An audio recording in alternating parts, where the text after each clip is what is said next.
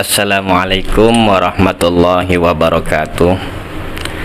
Hamdan wa syukranillah, salata wa salaman ala man la nabiyya ba'dah, wa ala alihi wa ashabihi wa man tabi'ahu ila yaumil qiyamah.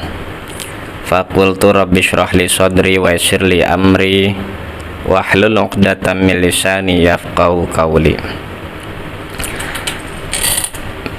Pemirsa yang dirahmati Allah Subhanahu wa taala, pada kesempatan kali ini perkenankan saya Al-Faqir Abdul Muhaimin dari MDS Rijalul Ansor Kota Serang ingin membahas kitab fikih terkait dengan kitab Fathul Qorib.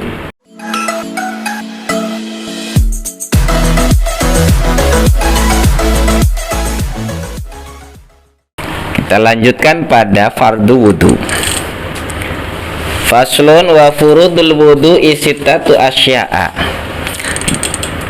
Dan fardu wudu itu jumlahnya 6. Ada 6 jumlah dari fardu wudu. Kalau di logat dengan cara nyoret orang Serang, wa furudul wudu isittatu asya'a, lan utawi pira-pira fardune wudu iku 6 sakeh perkara.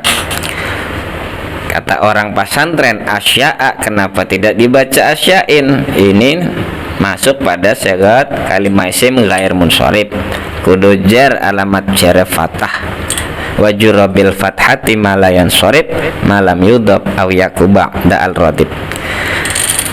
Ada 6 perkara yang menjadi poin-poin fardunya wudu. Yang pertama an-niyatu inda ghuslil wajhi. Yang pertama adalah niat pada saat mencuci atau membasuh muka.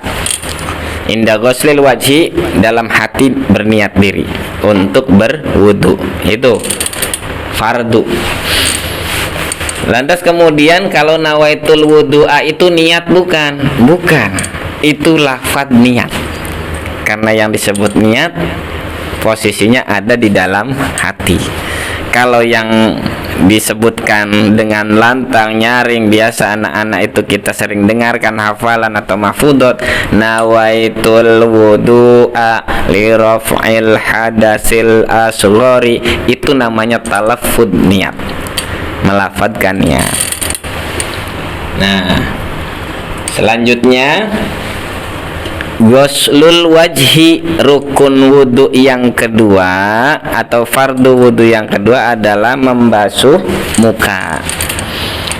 Wa ghuslul yadaini ma'al mirfaqaini, dan membasuh kedua tangan hingga kedua siku. Jadi sampai siku fardu, kalau kurang dari sampai siku maka ini tidak mendapatkan tidak memenuhi syarat rukun. Misalnya wudu hanya sebatas sampai tangan di sini, sementara sikunya masih kering. Nah ini kalau tidak terpenuhi fardu wudu, maka wudu itu dikategorikan tidak sah. Selanjutnya wa mashu ba'dir ra'si, mengusap sebagian dari kepala. Nah, saya contohkan, buka aja nih peci supaya prakteknya jelas. Ini sebagian. Nah, ini fardunya sebagian. Kalau kemudian keseluruhan, ini akan menjadi kesunahan dalam wudu. Nah, mudah-mudahan lebih jelas ya. Selanjutnya wa ghuslur rijlaini, dan membasuh kedua kaki, ilal ka'baini, hingga pada mata kaki. Wa tartibu ala ma dzakarnahu, dan tartib mendahulukan yang semestinya didahulukan, mengakhirkan yang memang semestinya diakhirkan. Nah, itu terkait dengan fardunya wudu. Selanjutnya, kalau tadi fardu, sekarang kita masuk pada sunnahnya wudu. Nah, perintah wudu itu jelas sekali ya. dipanggil oleh Allah dengan lafaz wahai orang-orang yang beriman. Begitu indah panggilan Allah di dalam Quran. Ya ayyuhalladzina amanu idza qumtum ilas sholati faghsilu wujuhakum wa aydiyakum.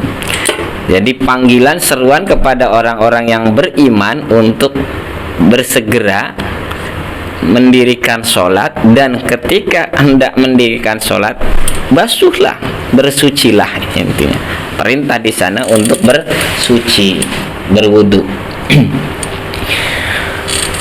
Wa sunanuhu asyratu asya'a, dan sunnah-sunnah wudu itu berjumlah 10 perkara. At-tasmiyah, membaca bismillah, itu termasuk dari sunnahnya wudu. Kemudian wa ghuslul kafain, membasuh kedua telapak tangan, kafain. Qabla idkhalihi mal ina'a, sebelum tangan ini masuk pada ina. Ina di sini maksudnya kalau kita mau wudu di kolam wudu. Kolam wudu itu disebut ina. Jadi dicuci terlebih dahulu sebelum tangan masuk ke kolam. Wal madmadatu, dan kumur-kumur. Kumur-kumur bagian dari sunnah wudu. Makanya di dalam ayat Al-Quran itu tidak disebutkan madmadoh, langsung faghsilu wujuhakum, karena fardu wudu itu hanya 4 anggota badan, 2 anggota yang ada di dalam hati.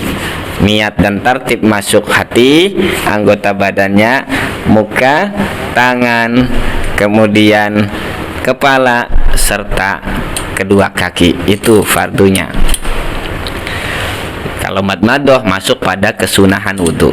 Wal istinsyak, ini istilahnya istinsyak, memasukkan jari ke lubang hidung dalam rangka untuk membersihkan kotoran-kotoran yang ada di dalam hidung. Kemudian hidung pun mengeluarkan angin dari dalam, harus kita keluarkan. Itu namanya kalau bahasa orang pondok nyingsringaken cungur. Nah, nyingsringaken cungur itu istilah fikihnya istinsyak, membersihkan kotoran pada lubang hidung dengan air. Wa mashu jami'ir ra'si, dan mengusap seluruh kepala. Wa mashul udhunaini, dan membasuh kedua telinga. Zahirihima wa batinihima, baik luarnya ataupun dalamnya. Kalau dikatakan atau ditanyakan luarnya telinga itu mana, dalamnya sebelah mana, nah maka kita jangan salah. Zahir telinga itu adalah yang dapat dilihat oleh orang lain saat berhadapan. Ini yang disebut zahir. Jangan salah, kita menganggap ini adalah dalamnya telinga. Dalam fikih dikategorikan ini zahirnya. Terus batinnya mana? Yang sebelah paling belakang ini disebut batinihima. Ya. Jadi jangan terbalik. Bima'in jadid, tentunya dengan air yang terbaru. Wa takhlilul lihyatil kasah, menyela-nyela janggut yang tebal. Jika memang memiliki janggut tebal, menyela-nyelanya supaya air memungkinkan masuk, itu menjadi sunnah. Wa takhlilu asabi'il yadaini warijlaini, kemudian menyela-nyela jari tangan dan jari kaki, itu juga sunnah. Khawatir di sini masih banyak bekas kotoran atau debu yang tertinggal. Wa taqdimul yumna 'alal yusra, mendahulukan sebelah kanan dan mengakhirkan sebelah kiri, itu bagi anggota yang memang berpasangan seperti telinga, tangan, kaki. Taqdimul yumna 'alal yusra, dahulukan sebelah kanan, akhirkan sebelah kiri. Wa taharatu salasan, dan bersuci dengan bilangan 3 kumur-kumur 3 kali, istinsyak 3 kali, basuh muka 3 kali sampai basuh kaki selesai pun salasan, bersuci dengan bilangan 3. Wal mualatu, dan continue, terus-terusan tidak terhenti dan terselang oleh pekerjaan lain, karena memang wudhu pekerjaannya dari awal hingga akhir, jangan sampai terselang pekerjaan yang lain. Nah, itu kiranya yang dapat saya sampaikan dalam kesempatan kali ini terkait dengan toharoh. Mudah-mudahan kita senantiasa diberikan kesehatan oleh Allah Subhanahu wa Ta'ala, serta keberkahan panjang umur, sehingga kita bisa bertemu lagi, saling sharing lagi untuk mengkaji serta mutolaah kitab-kitab fikih yang mudah-mudahan ada kemanfaatan ketika kita berada dalam pertemuan. Tentunya kemanfaatan ini mesti kita aplikasikan dalam keseharian kita, karena kita adalah manusia muslim beriman, diciptakan Allah untuk beribadah. Sebelum beribadah disyariatkan untuk bersuci. Maka penting bagi kita untuk mengetahui syarat dan rukunnya bersuci, sehingga kesahihannya menghadap Allah dalam keadaan suci betul-betul sesuai kaidah-kaidah fikih. Demikian untuk menutup pertemuan kali ini, saya tentunya Al-Fakir mohon maaf atas segala kekurangan, mohon maaf atas segala hilaf baik ucap maupun sikap.